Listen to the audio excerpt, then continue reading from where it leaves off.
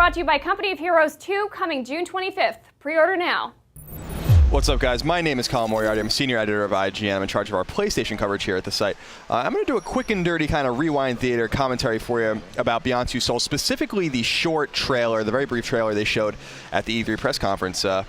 I was at the press conference. It was quite a loud scene when Beyond came on. People are really excited about this game. Of course, Beyond comes by way of Quantic Dream, which is the studio that brought us Heavy Rain, which is a PS3 exclusive, much like Beyond Two Souls, which is also a PS3 exclusive. And we learned a little bit about Jodie Holmes in this particular trailer that we've kind of seen and heard before about her. When we first saw, I'm just going to go back to the beginning and kind of start playing it again, because when we first saw Beyond Two Souls, it seemed like it was a supernatural thriller. It really was a game about a girl and a ghost, like her ghostly companion. And what we really realized is there's more to it than that. Of course, Willem Dafoe's character plays kind of a government scientist, almost like a mentor that tries to understand Jodie Holmes and her ghostly companion named Aiden. But this, of course, introduces her into the government, and I guess the government is somewhat interested in her special skills, specifically the CIA. And you can see that back when Willem Dafoe's character was kind of talking and introducing her to these proper characters. And we kind of see, this is kind of a brutal scene, actually, of a guy beating Jodie Holmes pretty ruthlessly, but I guess she's kind of learning the skills, the skills of the craft that she needs to be a CIA agent. And this is kind of furthering that government intrigue and things of this nature. Now, I'm really interested in this scene, and I'm going to do a quick freeze and kind of go back to this. There's like a shooting mechanic here that's pretty interesting. Now, I played a little bit of Beyond Two Souls today at E3, actually, and the shooting at the part I played in was actually very much like it would be in Heavy Rain, if you would imagine, where you're holding down a button and you're pressing another button, very quick timing. But this doesn't seem like that. I mean, maybe they removed it from this particular build as she takes cover here and shoots. It's hard for me to believe that this is going to turn into a third-person shooter per se. But I thought that was kind of interesting there as we let that play out. But either way, we can see that Jodie Holmes is learning as she has a recruit on the back of her outfit here, that she's learning how to shoot a gun, and she's learning how to be the CIA agent. There's some government intrigue here going on, which is very interesting.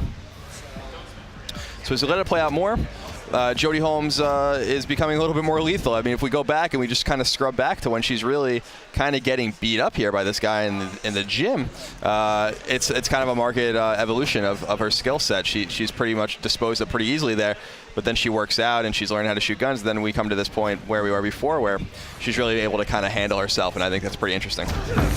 You also notice that the game is just much more action-oriented than Heavy Rain was. We expected something that was very much like a movie, of course.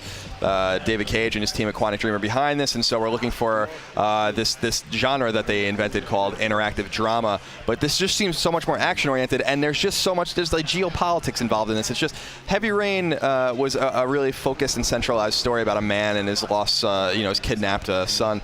And in this game, it just seems like it's about so much more. When we saw Beyond Two Souls for the first time at E3 last year, it was all about Aiden, it was all about Jodie and the people chasing her, and obviously the government, the cops, the FBI or whatever were introduced immediately. When we saw the game last year, of course she was kind of hiding from them and doing her best to use Aiden to protect herself, but she seems so much more powerful and kind of in control of her own destiny than we really realized, and it seems pretty clear that the stuff we saw at E3 last year actually happens after all of this stuff. I'll be back before they even realize what's happening. So this particular scene, I think, is set in Somalia. I'm saying that, of course, because the demo I played at E3, there was two parts of it. One of them was called Somalia, and I think it's this particular section that we're seeing now, which would make sense to kind of have the trailer go along with the gameplay that we're playing at E3. But otherwise, the game just has this strange intrigue. There's a strange, as you can see here, kind of a strange romantic quality to the game too.